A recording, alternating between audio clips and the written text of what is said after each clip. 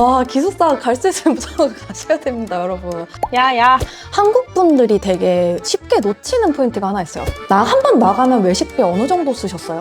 한 번 배부르게 먹는다 하면 독일의 외식 물가를 좀 좌지우지하는 척도가 저는 맞아요.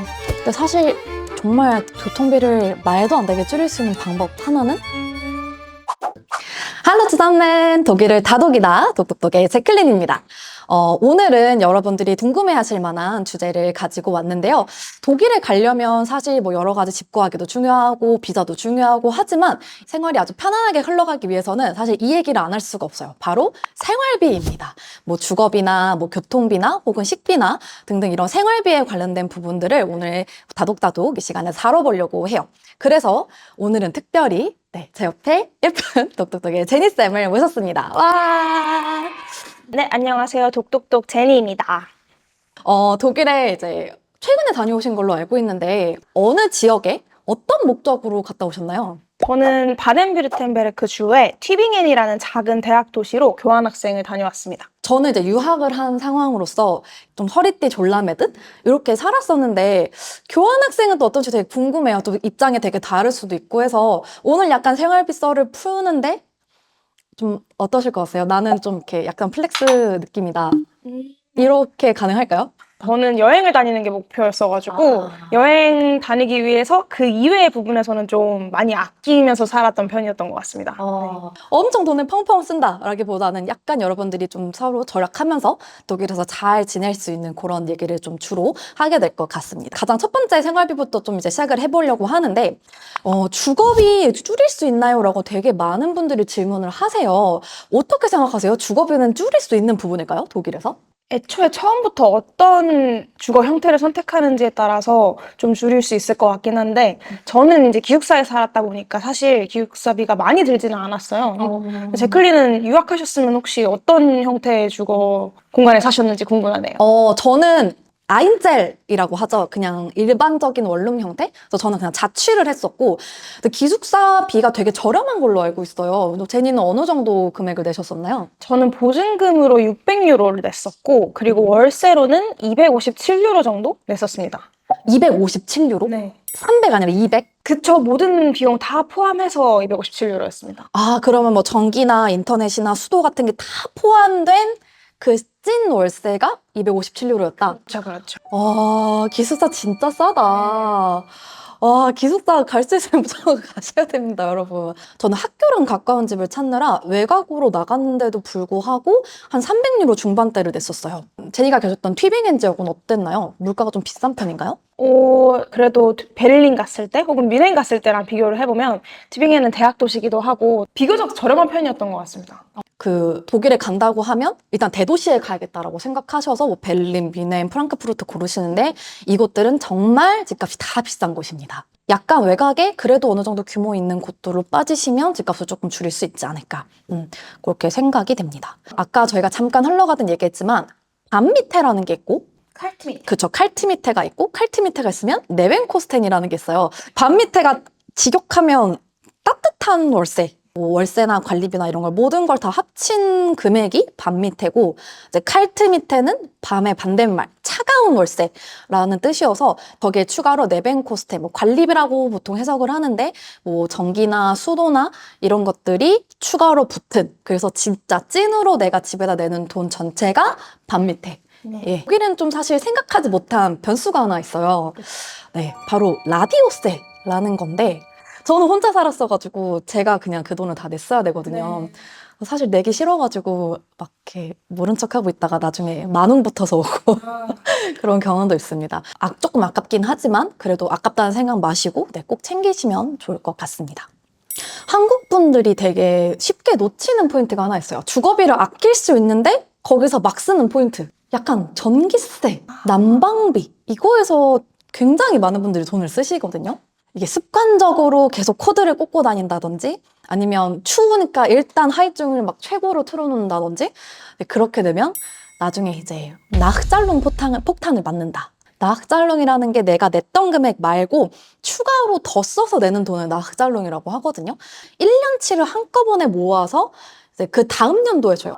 갑자기 1,000유로, 막 2,000유로, 막 이렇게 네가 썼으니까 네 이렇게 하니까 네, 전기 아끼실 수 있을 때 많이 아끼시고 난방도 좀 많이 아끼시고 두 번째로 또 우리가 독일 생활을 할 때 꼭 필요한 지출이 하나 있어요. 바로 교통비인데 일반 대중교통을 많이 이용하시는 편이고 또 여행을 많이 다니실 때는 또 뭐 기차나 뭐 비행기나 이런 것도 많이 타시고 네 그래서 이제 교통비에 관해서 우리가 좀 얼마나 써야 되고 얼마나 아낄 수 있는지 그 얘기를 좀 해봤으면 좋겠어요. 뭐 여행 다니시거나 일상생활 하실 때 어떤 교통수단을 좀 많이 이용하셨나요? 제가 살았던 지역이 그 S반도 없고 U반도 없고 유일하게 다니는 교통수단이 버스였어요. 아, 그래서 저는 항상 버스를 타고 다녔고 해외로 나갈 때는 같은 유럽이긴 하지만 그럴 경우에는 저가 항공을 진짜 많이 이용했고 스위스나 오스트리아 아니면 프랑스 같은 경우는 도이체반 많이 타고 다녔습니다.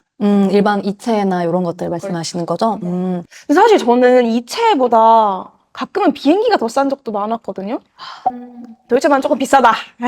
사람들이 특히 학생이라면 많이 이용하는 게 제메스터 티켓이라는 티켓이잖아요. 제니도 그걸 사용하셨었나요? 네, 저도 세메스터 티켓 바른 비어텐베르 해가지고 저희 주를 위한 세메스터 티켓이 있었어요. 그래서 그걸 구매해서 그걸로 다녔습니다.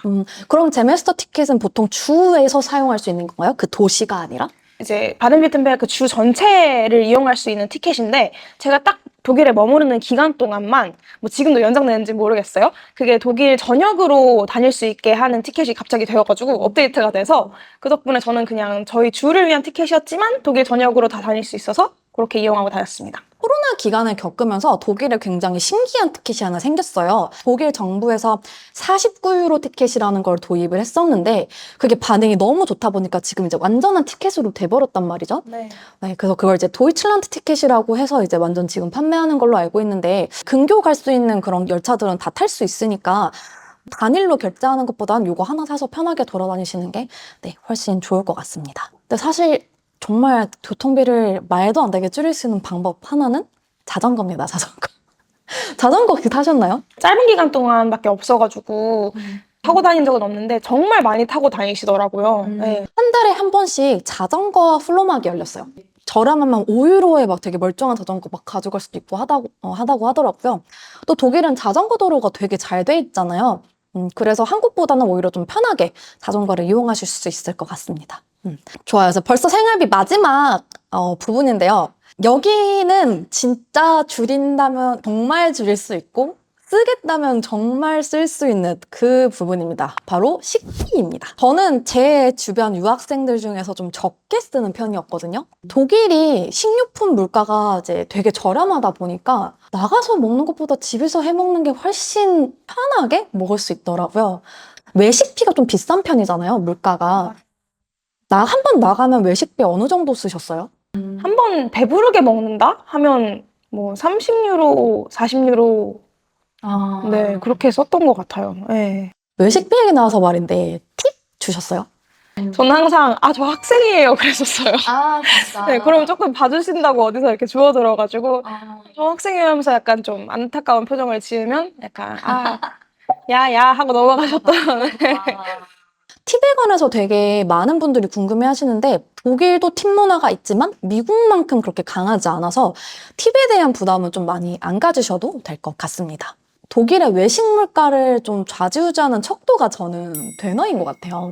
맞아요. 데너 이제 독일의 대표적인 스트리트 푸드인데 유학을 마치고 돌아올 때쯤에는 데너가 한 5.5유로 이렇게 됐었거든요. 데크님 말씀 들으니까 저 되게 지금 배신감이 느껴지는데 저는 한 7유로 정도의 데너 먹었던 것 같습니다. 감자튀김, 포메스 추가하고 이러면 10유로도 그냥 가뿐하게 넘겨서 스트리트 푸드라고 하기엔 좀 너무한 감이 있죠.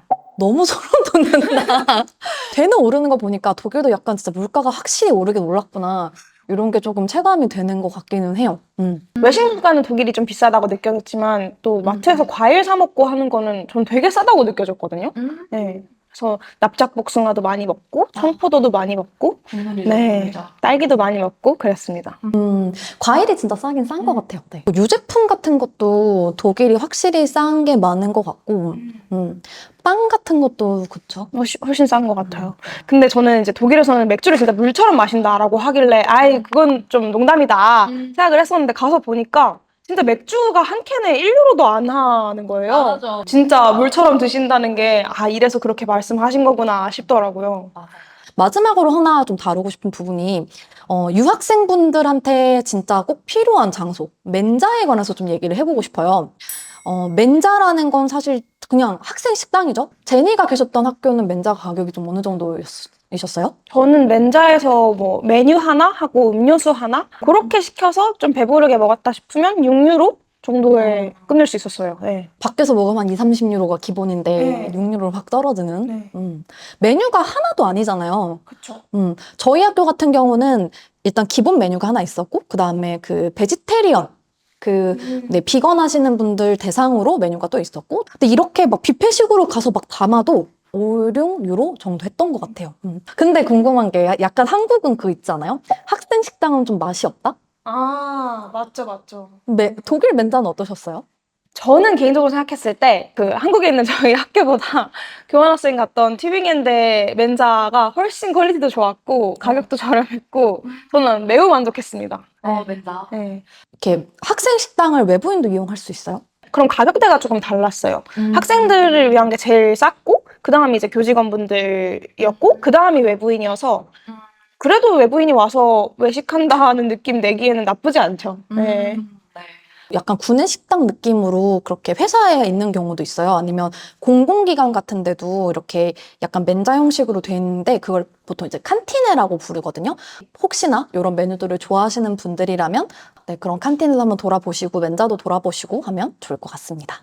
이렇게 오늘 좀 3가지 포인트를 좀 다뤄봤어요. 주거비랑 그다음 교통비랑 식비 이렇게 3가지를 다뤄봤는데 숫자로 보면 조금 이렇게 약간 감 안 잡히고 할 수 있지만 또 막상 가서 생활해보면 금방 또 적응해서 익숙해지실 거예요. 사실 사람 사는 데는 다 똑같기 때문에. 네, 그러니까 너무 걱정하지 마시고 독일의 생활에 대해서 좀 많이 도움이 되는 시간이 되셨으면 좋겠습니다. 네, 그럼 오늘 영상 여기까지 봐주셔서 너무 감사드리고요. 이 영상이 도움이 되셨다면 일단 구독, 좋아요, 댓글, 알림 설정까지. 그러면 저희는 다음 시간에 더 넓고 더 깊은 독일을 안내해드리기 위해 찾아뵙도록 하겠습니다. Deutschland bleibt spannend. Bis zum nächsten Mal. Tschüss.